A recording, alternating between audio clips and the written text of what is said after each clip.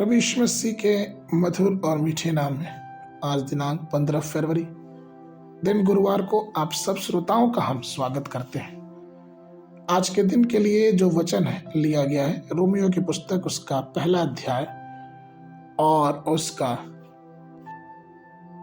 17 पद। वचन कहता है, क्योंकि उसमें परमेश्वर की धार्मिकता विश्वास से और विश्वास के लिए प्रकट होती है।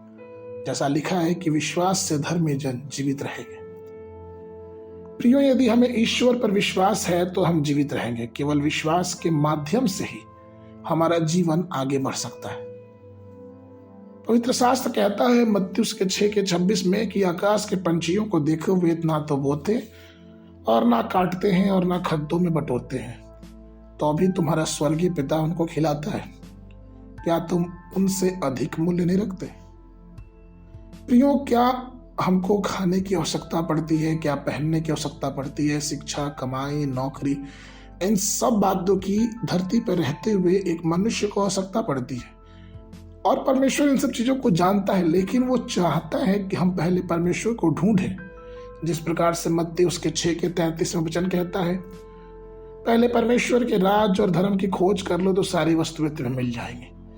प्रभु अपने वादे के अनुसार हमें सारी वस्तुएं देने की प्रतिज्ञा करता है, क्योंकि परमेश्वर ऐसा है। रोमियो 8:32 में पौलुस इस बात से कहते हैं, जिसने अपने निज पुत्र को भी न रख छोड़ा परंतु उसे हम सबके लिए दे दिया, वो हमारे लिए सब कुछ क्यों करना करेगा।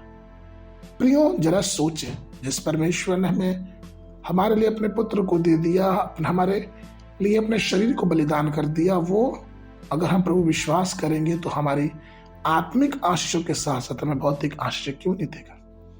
इस दुनिया के लोगों का मानना है कि पैसे से सब कुछ हो सकता है, लेकिन सच्चाई ये नहीं है।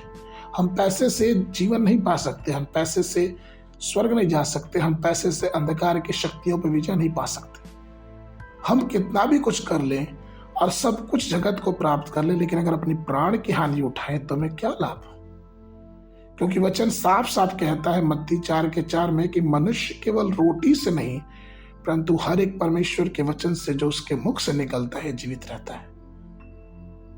प्रियो, यदि हम विश्वास करते हैं तो प्रभु हमारे आध्यात्मिक जीवन के साथ साथ हमारे भौतिक जीवन को भी आशीषित करेगा।